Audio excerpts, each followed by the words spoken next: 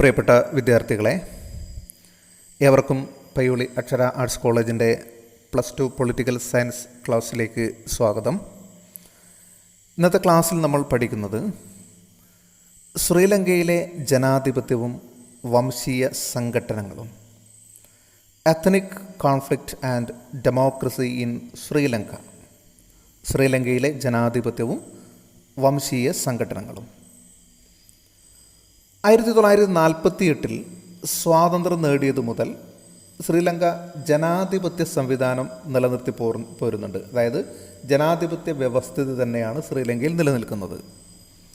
എന്നാൽ ശ്രീലങ്കയ്ക്ക് ഗുരുതരമായ ചില വെല്ലുവിളികളെ നേരിടേണ്ടി വരികയുണ്ടായി.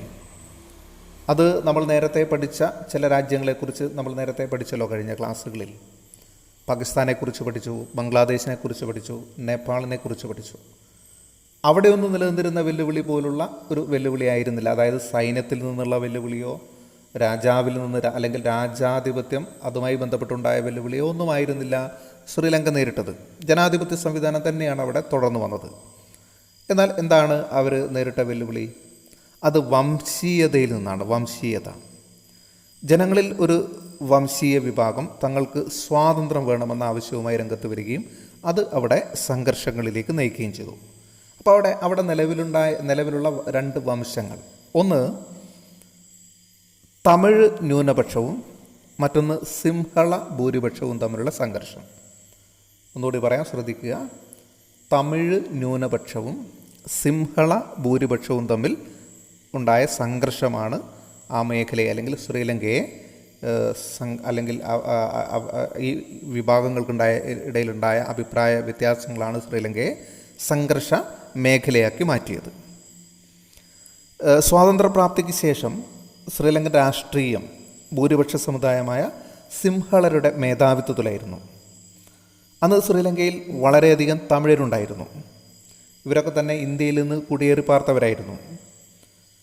ശ്രീലങ്ക സ്വാതന്ത്ര്യം നേടിയതിന് ശേഷവും അങ്ങോട്ടുള്ള തമിഴരുടെ പ്രവാഹം തുടർന്നുകൊണ്ടേയിരുന്നു.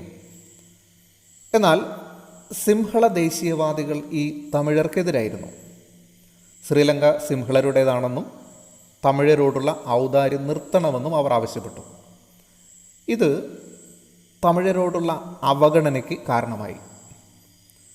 ജയവർദ്ധനെ ഭരണകൂടം തമിഴ് ജനതയോട് അങ്ങേയറ്റം വിവേചനപൂർണമായ രീതിയിലായിരുന്നു പെരുമാറിയത്, അല്ലെങ്കിൽ വിവേചനം പുലർത്തിപ്പോന്നിരുന്നു.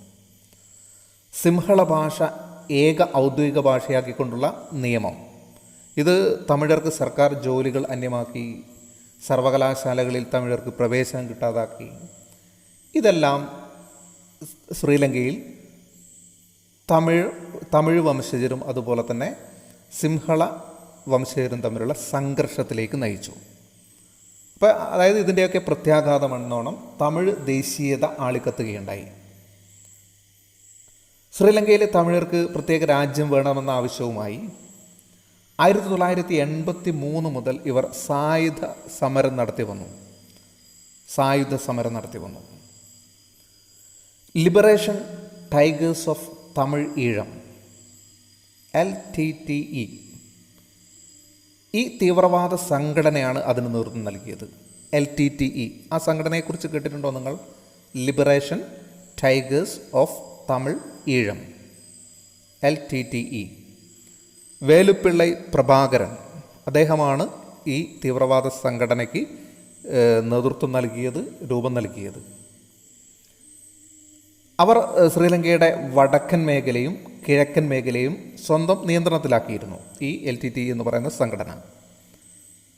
അപ്പോൾ ഇതിന് ശേഷം ശ്രീലങ്കയിൽ നിരന്തരം സംഘർഷങ്ങളും സംഘട്ടനങ്ങളും നിലനിന്നിരുന്നു.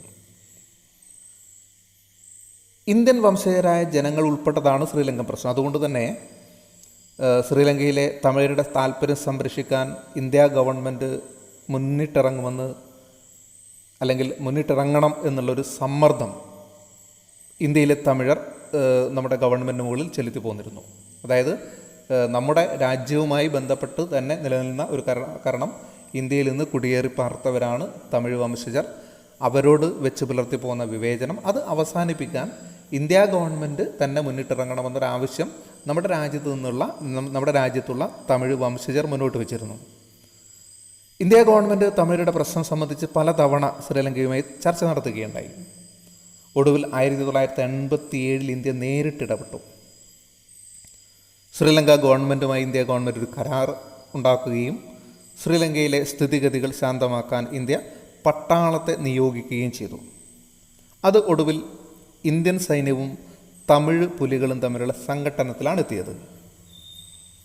എന്നാൽ ശ്രീലങ്കയിലെ ഇന്ത്യൻ സൈനിക സാന്നിധ്യം ശ്രീലങ്കക്കാർക്കും ഇഷ്ടപ്പെട്ടില്ല. അതായത് തമിഴ് ജനവിഭാഗത്തിന് മാത്രമല്ല, അവിടെ ഉണ്ടായിരുന്ന സിംഹള ഭൂരിപക്ഷത്തിനൊന്നും തന്നെ ഇഷ്ടപ്പെട്ടില്ല. കാരണം ശ്രീലങ്കയുടെ ആഭ്യന്തര കാര്യങ്ങളിൽ ഇന്ത്യയുടെ ഇടപെടൽ എന്നുള്ള രീതിയിലാണ് അത് വ്യാഖ്യാനിക്കപ്പെട്ടത്.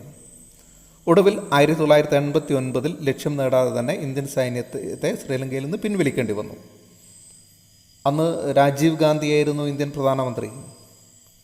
സമാധാന സേനയെ അയച്ചത് തമിഴർക്കെതിരായിട്ടുള്ളൊരു നീക്കമായിട്ട് അന്നത്തെ തീവ്രവാദ സംഘടനയായ LTTE കരുതി. അതിൻ്റെ പ്രത്യാഘാതം എന്നോണമാണ് രാജീവ് ഗാന്ധി വധിക്കപ്പെടുന്നത്.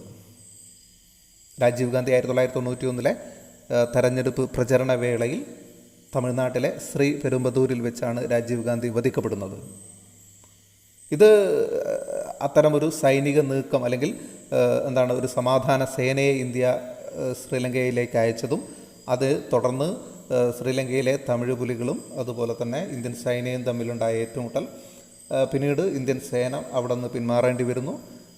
ശ്രീലങ്കയിലെ തമിഴ് പുലികൾക്കെതിരെ അല്ലെങ്കിൽ തമിഴർക്കെതിരായിട്ടുള്ളൊരു നീക്കം ഇന്ത്യ നടത്തുന്നു എന്നുള്ള രീതിയിലൊരു പ്രചരണം അല്ലെങ്കിൽ അത്തരമൊരു വ്യാഖ്യാനമാണ് അതിന് LTTE നൽകിയത്. അതിൻ്റെ ഒരു പ്രതികാരം എന്നോണമാണ് അന്ന് സമാധാന സേനയെ അയച്ച ഇന്ത്യൻ പ്രധാനമന്ത്രിയായിരുന്ന രാജീവ് ഗാന്ധിയെ വധിക്കാൻ ഇവർ പദ്ധതിയിടുകയും അങ്ങനെ തെരഞ്ഞെടുപ്പ് പ്രചരണ വേളയിൽ ശ്രീ പെരുമ്പതൂരിൽ വെച്ച് LTTE തീവ്രവാദ സംഘടന അദ്ദേഹത്തെ വധിക്കുകയും ചെയ്യുന്നത്. അതായത് ഇന്ത്യ അതിന് കൊടുക്കേണ്ടി വന്ന വില വളരെ വലിയ വിലയാണ് ഇന്ത്യ അതിന് ആ സൈനിക നീക്കം അതിന് കൊടുക്കേണ്ടി വന്നത്. രാജീവ് ഗാന്ധിയുടെ മരണം ഇന്ത്യക്ക് കനത്ത നഷ്ടമാണ് സൃഷ്ടിച്ചത്. ശ്രീലങ്കയിൽ വംശീയ സംഘർഷങ്ങൾ പിന്നെയും തുടർന്നുകൊണ്ടേയിരുന്നു. ഈ സംഘർഷങ്ങൾ അവസാനിപ്പിക്കാനുള്ള മധ്യസ്ഥ ശ്രമങ്ങൾ ചില രാജ്യങ്ങളുടെ ഭാഗത്തുനിന്നുണ്ടായി. എന്നാൽ അതെല്ലാം പരാജയപ്പെടുകയാണ് ഉണ്ടായത്. നോർവേ, ഐസ്ലൻഡ് തുടങ്ങിയ പല രാജ്യങ്ങളും അവിടെ നിലനിന്നിരുന്ന വംശീയ സംഘർഷം അവസാനിപ്പിക്കാനുള്ള മധ്യസ്ഥ ശ്രമങ്ങളുമായി മുന്നോട്ട് വന്നിരുന്നു. എന്നാൽ അതൊക്കെ പരാജയത്തിലാണ് കലാശിച്ചത്. വർഷങ്ങളോളം പിന്നെയും ഈ സംഘർഷാവസ്ഥ തുടർന്നുകൊണ്ടേയിരുന്നു ശ്രീലങ്കയിൽ. അവസാനം 2009 തുടക്കത്തോടെ ശ്രീലങ്കൻ സൈന്യം തമിഴ് പുലികൾക്കെതിരെയുള്ള ആക്രമണം ശക്തമാക്കുന്നു. പുലിത്താവളങ്ങൾ ബോംബിട്ട് തകർത്ത് സൈന്യം മുന്നേറുന്നു. ഒടുവിൽ LTTEയുടെ തലവനായ വേലുപ്പിള്ള പ്രഭാകരനടക്കം ഒട്ടേറെ തമിഴ് പുലികളെ സൈന്യം വധിച്ചു. ഇതോടുകൂടി ശ്രീലങ്കയിൽ നിലനിന്നിരുന്ന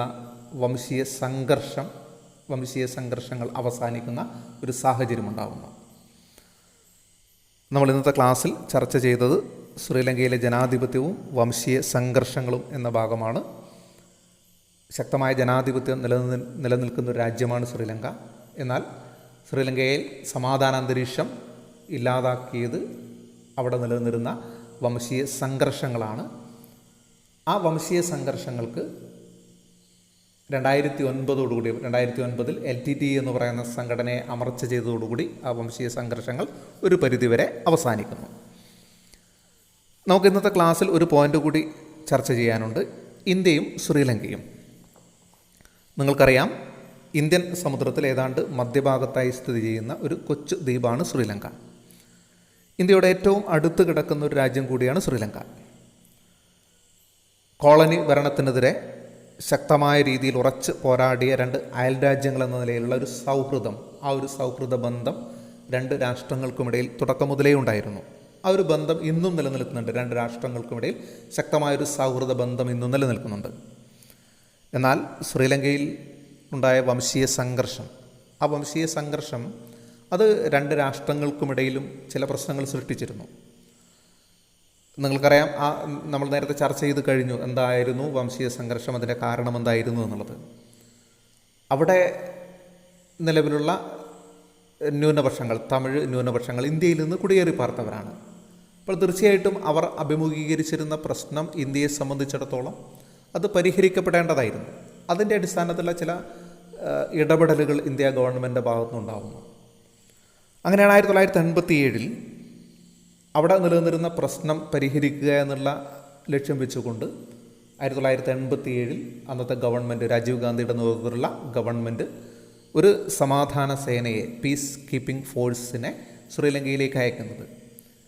ഇന്ത്യ നല്ല ഉദ്ദേശം വെച്ചുകൊണ്ടാണ് ഈ പ്രശ്നം പരിഹരിക്കുക എന്നുള്ള നല്ല ഉദ്ദേശം വെച്ചുകൊണ്ടാണ് ഇന്ത്യ അത്തരമൊരു സൈനിക നീക്കം നടത്തിയത് എങ്കിലും ശ്രീലങ്കയിലെ ജനത, അത് എല്ലാ വിഭാഗം ജനങ്ങളും, സിംഹള വിഭാഗവും അതുപോലെ തന്നെ തമിഴ് വംശജരും ഉൾപ്പെടെയുള്ള എല്ലാ വിഭാഗം ജനങ്ങളും അതിനൊരു സംശയത്തോടു കൂടിയാണ് കണ്ടത്. ശ്രീലങ്കയുടെ ആഭ്യന്തര പ്രശ്നങ്ങളിൽ ഇടപെടാനുള്ള ഇന്ത്യയുടെ ഒരു ശ്രമം എന്നുള്ള രീതിയിലാണത് വ്യാഖ്യാനിക്കപ്പെട്ടത്.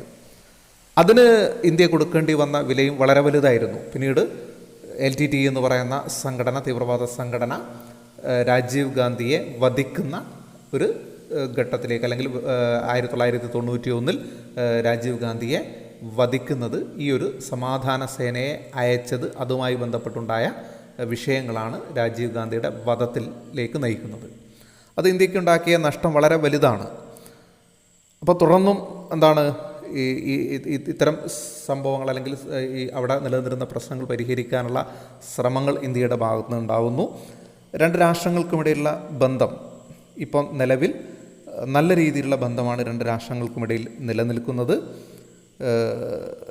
ഇന്ത്യയിലെ, അല്ലെങ്കിൽ എന്താണ്, ശ്രീലങ്കയുമായി ഇന്ത്യ ഒരു സ്വതന്ത്ര വ്യാപാര കരാറുണ്ടാക്കിയിട്ടുണ്ട്. വ്യാപാര വാണിജ്യ ബന്ധങ്ങൾ രണ്ട് രാജ്യങ്ങളും തമ്മിൽ മെച്ചപ്പെട്ട ബന്ധമാണ് ഇന്ന് നിലനിൽക്കുന്നത്.